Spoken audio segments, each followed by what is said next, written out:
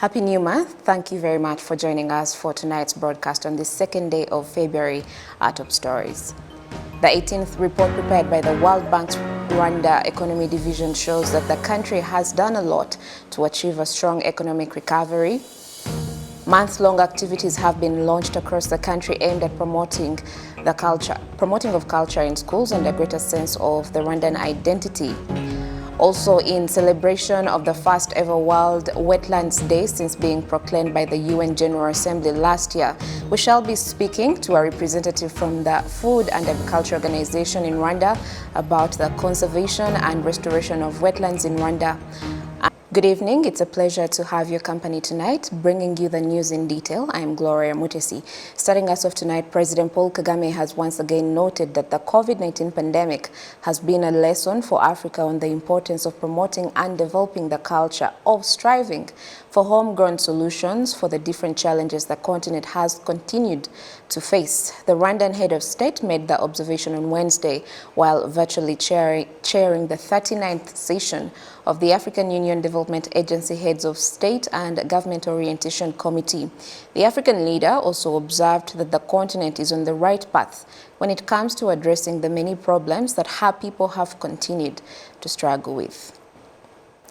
So staying on presidential matters on Wednesday, President Paul Kagame also received the Vice Chancellor and CEO of Coventry University Group, Professor John Latham, along with Regional Managing Director of Coventry University Africa Hub, Professor Silas Rakabamba. Coventry University is a forward-looking modern university with a proud tradition as a provider of high-quality education and a focus on applied research. Students benefit from state-of-the-art equipment and facilities in all academic disciplines, including health, design, and engineering laboratories, as well as performing arts and computing centers.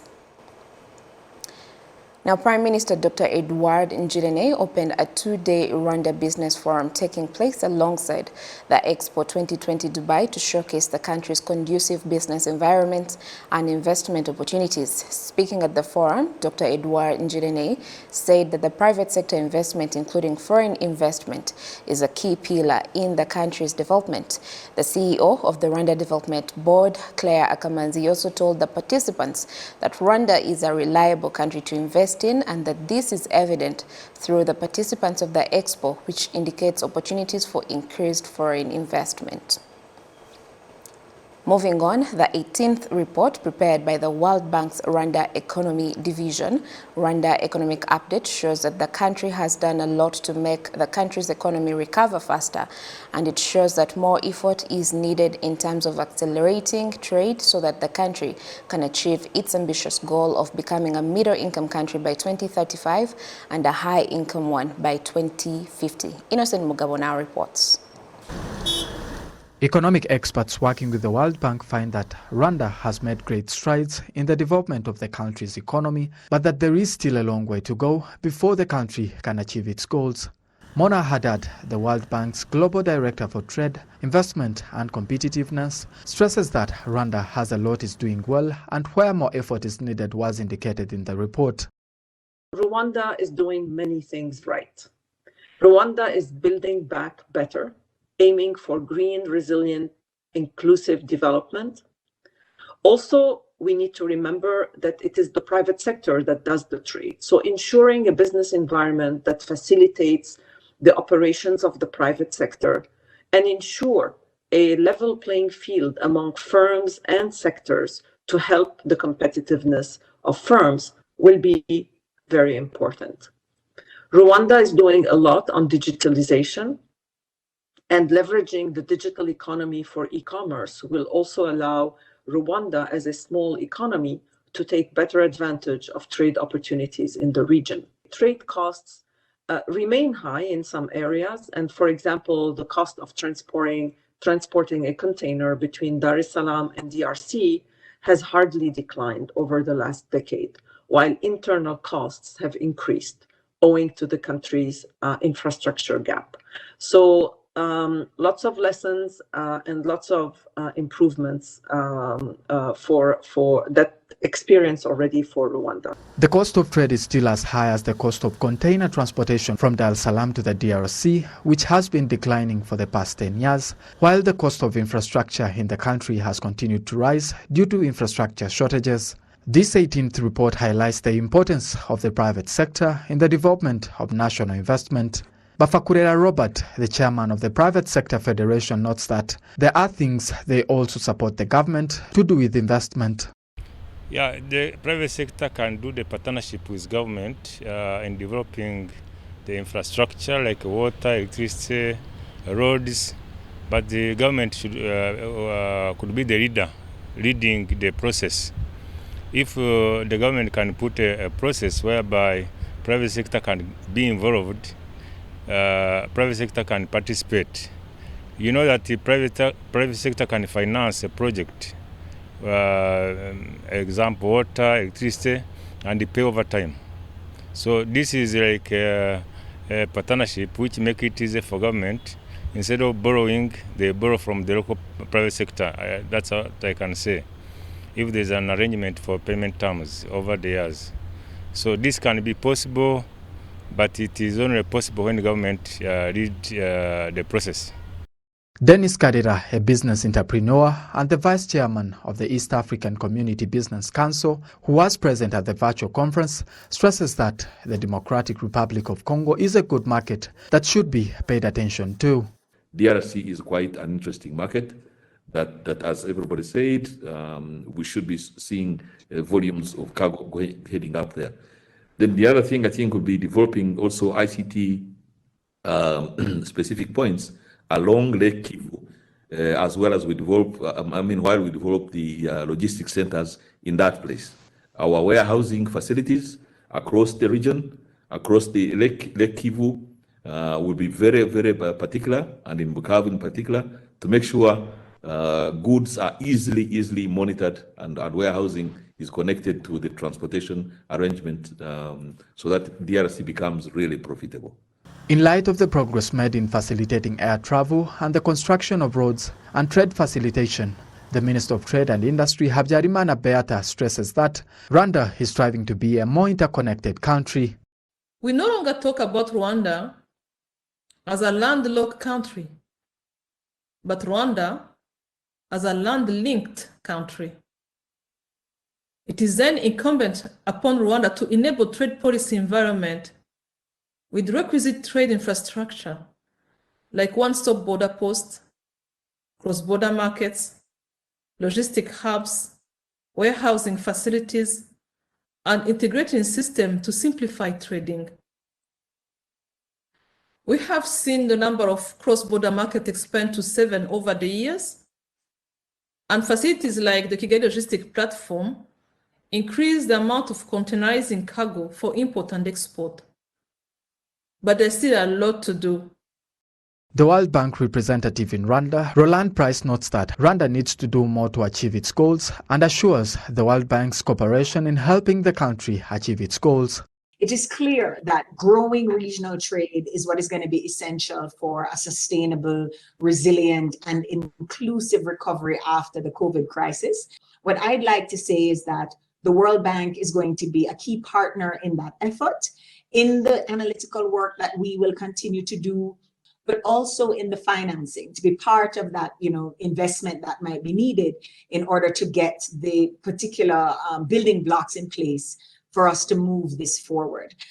We see very strong commitment, of course, on the part of the government, not only commitment, but leadership. And we would very much like to stand behind Rwanda so that it can continue to play that role, to take full advantage, for example, of the latest free trade agreement, the Africa Continental Free Trade Agreement, which we see as having great potential for growing this regional trade. Such a meeting took place last year in July on the 22nd. Innocent Mugabo, RTV News. Many thanks, Innocent Mugabo. Now, while launching a month-long of activities aimed at promoting of culture in schools across the country, the Ministry of Education has emphasized that the aim is to sensitize students to a greater sense of the Rwandan identity and to preserve the Rwandan culture as a source of education and knowledge. Let's now hear from Betty Mutoni.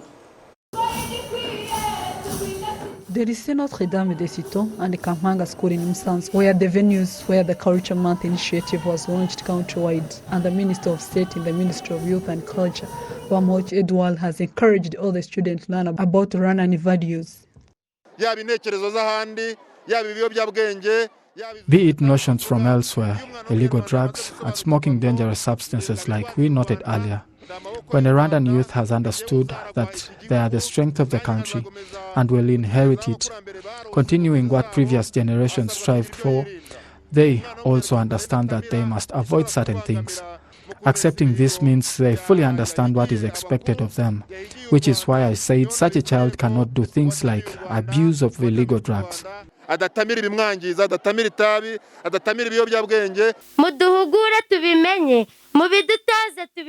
of the students say that there is a lot of interest in learning about Rwandan culture, and this month is a good time to learn more about the values and taboos of Rwandan culture. When they say culture, I understand the traditions and the daily routines of people living in a certain area, be it the language, be it the rituals, be it the food or the dances. Our Rwandan culture is comprised of all of those things, so that is what I understand when they say Rwandan culture. I hope to learn to speak my language better, and I hope to learn many things and get more answers about the culture for the questions I didn't have answers to. Something that is quite interesting that we, personally I do not take a course of history, but what we learn in a lesson of Kinyarwanda, we have learned a couple of things about the traditional wedding in the ancient times. So there's a lot of things that they used to do. Like right now we hear about Gutkwikura, but the way Gutkwikura was done before is not the same way it is done now. So I would love to know, sometimes I wonder how it used to happen, how people, there are some things that they tell us and that we're like, how can people have the patience to do that? So I just wonder how it used to feel and how people were free to do it and loved it, but I believe it's because it was our culture, we used to love it because it was that. Some teachers noted in order to promote Rwandan culture in schools, students should be given more time to learn and speak Kinyarwanda. Students are given time and the opportunity to speak the language and learn it properly, incorporating its cultural aspects. When you speak it fluently, it makes you proud as an individual, and it makes your country proud as well. The Minister of State in the Ministry of Education, Twagirayezu Gaspard, expressed a lot of confidence in this latest initiative. And what we want to achieve is to give students and educators an opportunity to reflect on our culture as Rwandans and to reflect on what unites us as Rwandans. And we want to do this as a foundation of who we are, because we want our students to, first of all, be true Rwandans first, and then be chemists or physicians after that. So we want to make sure that we use this opportunity for our students to be able to reflect on who we are as Rwandans. Over this month, we will have different activities in different schools. Different schools we have an opportunity to do almost exactly like what we witnessed here. Students will have an opportunity to dance, to have cultural dances. They will have an opportunity to engage in discussions around our culture and our identity as Rwandans. But thereafter, we are also encouraging schools to dedicate one day each month to also have activities around our culture and also our identity as Rwandans. The cultural curriculum in school aims to instill in students a culture of patriotism, unity, dignity and service. The program is also aimed at making students love the Kinyarwanda language and learn to properly preserve it. The theme for this month's school culture initiative is Culture We Share is Our Identity. Our language unites us. Betty Mutoni, RwandaTV News. So earlier on, as we began our bulletin, we told you of a two-day Rwanda Business Forum taking place in Dubai alongside the Dubai Expo. And my colleague Masentura Emmanuel is live for us in Dubai via Skype. Good evening, Masentura. Good evening, Gloria. So how did the Rwandan... It's good to see you. I hope you're enjoying your stay in Dubai. How did the Rwandan International Day and today's Business Forum go? What were the key highlights? Thank you very much. You see, organizing such an event here in Dubai, where we are experiencing exhibition which is bringing together 192 countries at one place. I think what we saw today was an extraordinary business forum that was particularly organized by Rwanda, and it was officiated today by the Prime Minister, Dr. Edward Ngirente. What we saw was a huge cloud of people from different countries around the world coming to see what Rwanda has as an opportunity for them to come and invest. And most of people who took the stage tried to describe what Rwanda is today, basing on the history and the culture we have, but also the leadership that has created as many opportunities as possible that the world can come and see and invest in.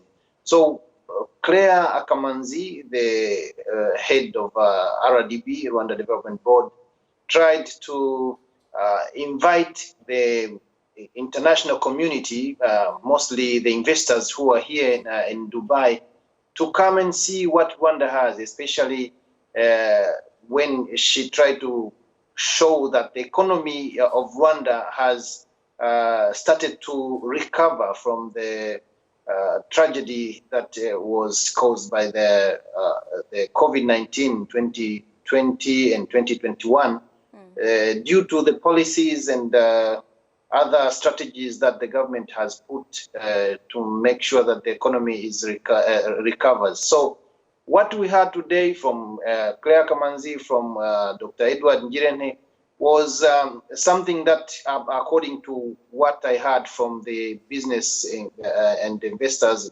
business people and investors who attended the forum, they said they were very interested to hear about Rwanda, and they are happy to hear what they have been told by the Rwandan officials. Absolutely, and it's on that point that I wanted to ask you, from your observation, from the speeches or from the remarks that they had from the Prime Minister and of course Claire Kamanzi, what has been the reaction of foreign participants towards Rwanda and the investment opportunities presented to them? You know, some of them say they have heard of Rwanda, others say they just know Rwanda through the history of genocide and other bad news that they've been hearing from different news outlets around the world. But today, they got a chance to know most of the stories that are encouraging, most of the stories that are attractive, most of the stories that are even writing a new history of Rwanda. So according to some of the investors whom I talked to after the forum or during the forum, they said they were very happy to hear different stories from what they knew about Rwanda, and most of them were promising to come to Rwanda, and some of them started business negotiations and with the private sector from Rwanda to create that partnership.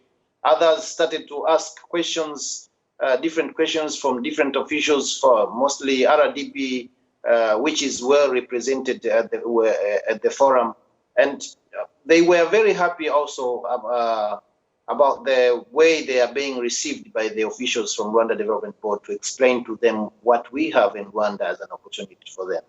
Absolutely. Thank you so much, Masentura Emmanuel. We'll have to leave it at that for today, but we continue and we hope for more updates as you continue to attend this expo in Dubai. Thank you and have a lovely evening.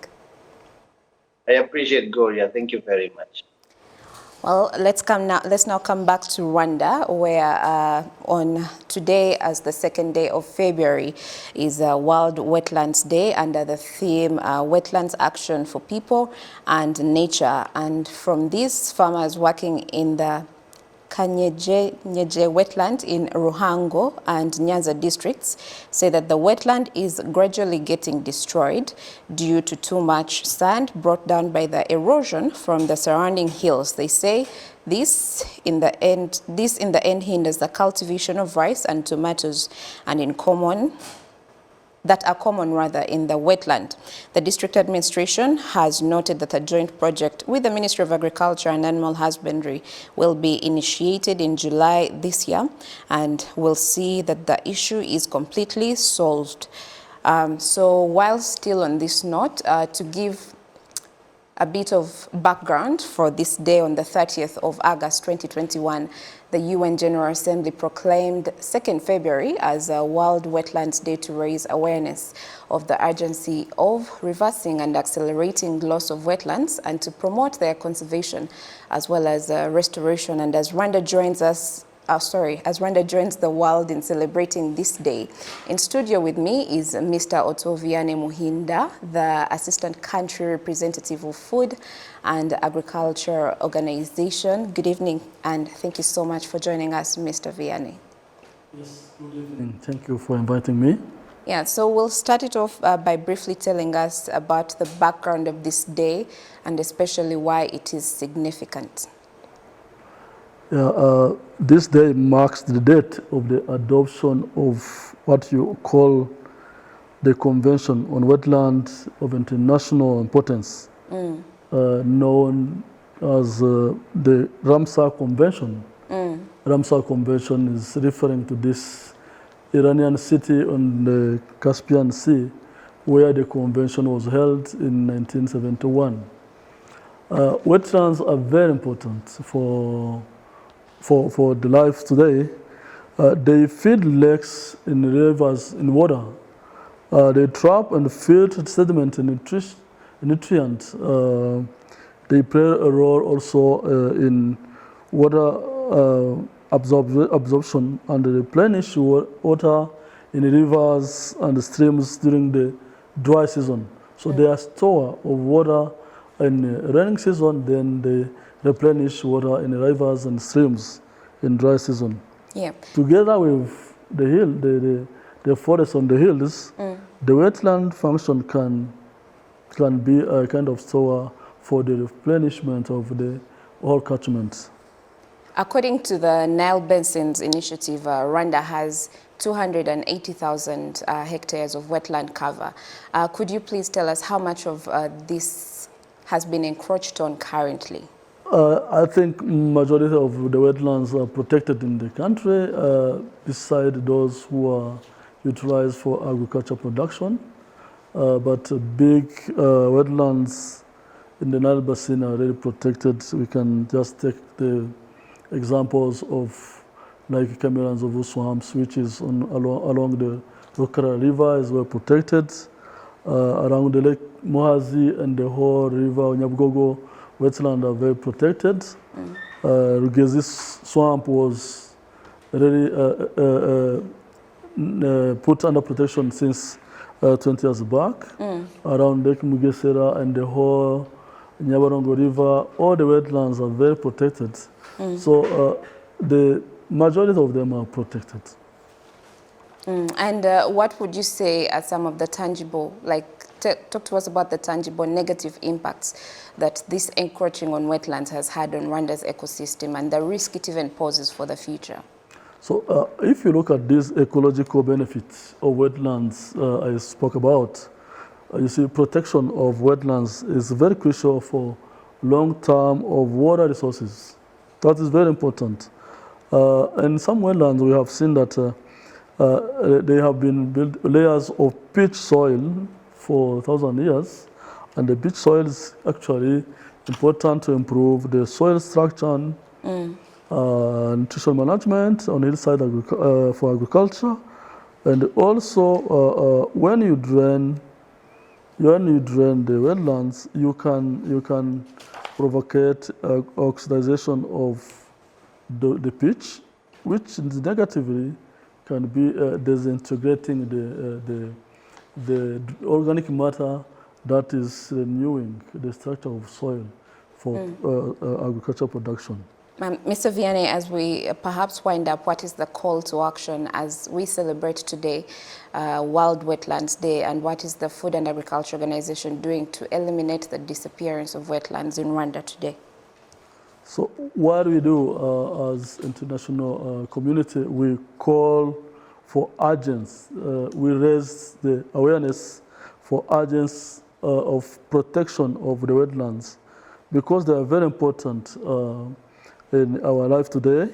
The theme on wetlands actions and people, for people in nature highlights the importance of ensuring the conservation and the sustainable use of wetland for human and planet health. So this is really a call for investment, financial and human investment, even political commitment for this year theme to save the world wetland from the disappearance. We thank you so much, Mr. Otto Vianney, for enlightening us about today's events and the significance of World Wetlands Day celebrated globally. I will leave it at that for today. Thank you for the privilege of your time. Have a wonderful rest of the week. God bless you and keep you. And until next time, I'm Gloria Mutesi. Bye for now.